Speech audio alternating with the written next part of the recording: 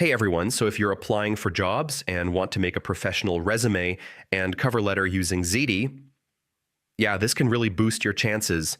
I'll show you step by step how to use Zety for a full job application. First, go to Zety and click on Create Resume. This is where you start building your job application. Now choose a professional template. Pick a clean and simple design that matches the job you're applying for. Next, add your personal details, work experience, education, and skills. Zety guides you step by step with suggestions you can edit. After your resume, go to the cover letter builder, enter your job title and company name, and Zety will help you generate a matching cover letter. Now customize both your resume and cover letter. Make sure the tone matches the job you're applying for. Before applying, carefully review everything. Check for spelling mistakes, missing details, or unclear information. Now download your resume and cover letter.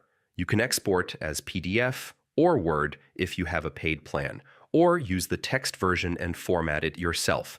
Finally, use your resume and cover letter to apply for jobs online. Upload them on job sites or send them directly to employers. And that's it. Now you know how to use Zety for a complete job application from start to finish.